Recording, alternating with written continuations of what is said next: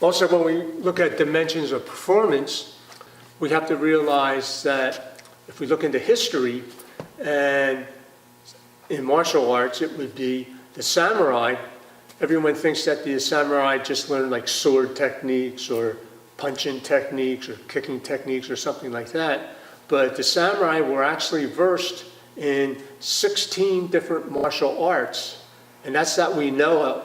There could have been a lot of hidden techniques that they were versed in as well.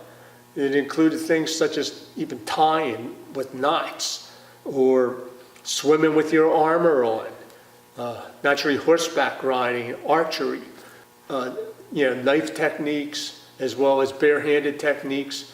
Of note is that martial techniques also assume multiple attackers and weaponed attackers.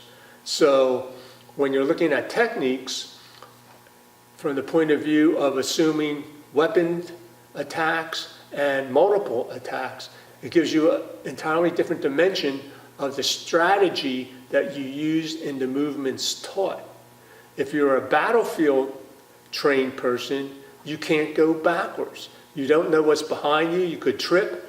You also have to keep in mind that in a battle, you could be pushed from behind. There could be all these soldiers, advancing, and everybody's pushing, and you're in the front row, and you're getting pushed from behind as well. You do not have an option of going back. So all your techniques then are designed with the idea is that you can go forward, or you have to go forward. You have no other choice. So it makes for entirely different combinations of movements, entirely different strategies, entirely different motions that are going to work simultaneously as going forward.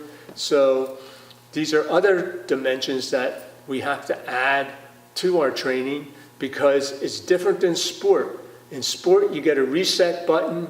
There's boundaries, you could go out of bounds. And in martial techniques, there's no boundaries. There's the limitation, you can't back up. In sports, if you want to back up, you can back up. No big deal. You can hop around.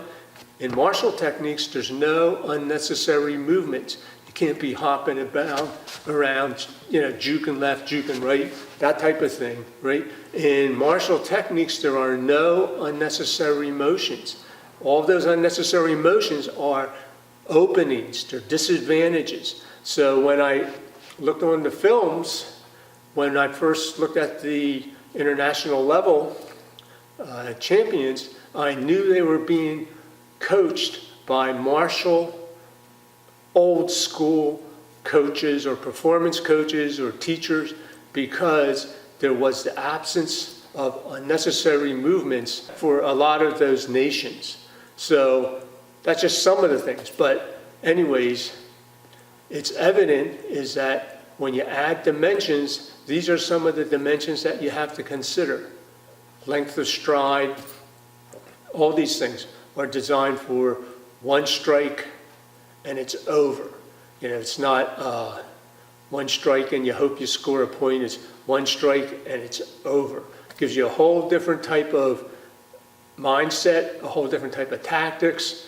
And then you're wondering, well, how do you compete? Because there's all these rules that you have in sport competition. Like at the internationals, you couldn't even hurt people because that was against the rule. You can't hit people too hard. So it's like, how do you compensate for the fact that you have rules, yet you want to have really strong techniques, and that's where you have to have self-control and abide by the rules, because that's why you're there, is to be able to compete and be competitive as far as the rules go. So these are things that we have to consider in what we're training, how we're training, and how we're applying tactics and theories. But if you don't know those dimensions exist, then you have no idea of what is being used against you, and you only have a limited resource of techniques that you can use. So this is some of the dimensions that you learn when you add more dimensions, go back in time to what was done at a more survival type situation, and then modify it so that you can participate in an activity where it's rules and participation is important, not injury and taking people out.